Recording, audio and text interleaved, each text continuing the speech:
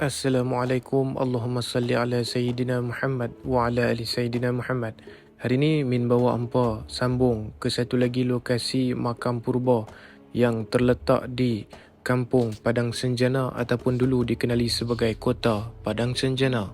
Pada kali ini Min dan tim dibawa oleh antara pengikut media Alam Melayu iaitu sahabat kita yang mesra dengan panggilan Pak Su yang berbaju warna biru. Pak Su jugalah antara yang membawa Min dan juga tim menemukan tembok Kota Padang Senjana yang terbina daripada gundukan tanah, bukannya batu bata. Makam yang Pak Su bawa kami pada kali ini diberi gelaran sebagai makam Tok Rama, iaitu sebuah makam yang terletak betul-betul di tengah sawah padi. Berdasarkan sumber penduduk, sawah padi pada masa ini masih belum ditaburi oleh benih padi.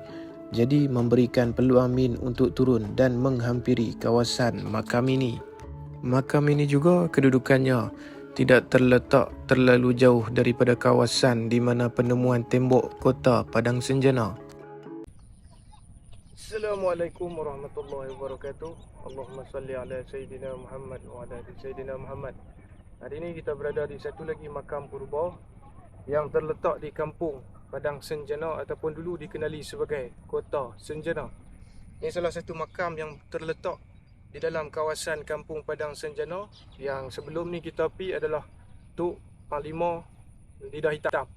Dan yang ini digelarkan sebagai makam Tok Keramat Tok Rama.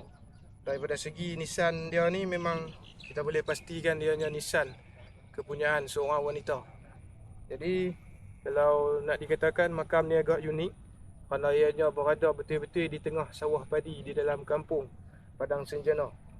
Kalau ikut tipografi nisan ni berbentuk nanah yang sememangnya ianya milik seorang wanita. Jadi seperti biasa, sejauh manakah kesahihan dan pemilik makam ini, wallahu alam, hanya Allah yang maha mengetahui. Dan nisan ni juga hanya tinggal satu, yang di sebelah kaki saya dah cuba cari tak ada, tinggal satu saja. Wallahu alam. Ini pun saya tak pasti sama ada ni kaki ataupun kepala, wallahu alam. Berdasarkan beberapa sumber lisan oleh penduduk bahawasanya di atas kawasan tanah ini mempunyai dua makam.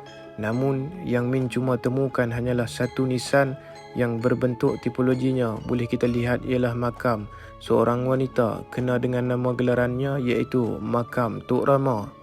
Menurut sumber penduduk juga ada kalangan daripada orang-orang Johor yang pernah datang dan menziarahi makam ini. Apakah kaitannya dengan mereka? Wallahu a'lam.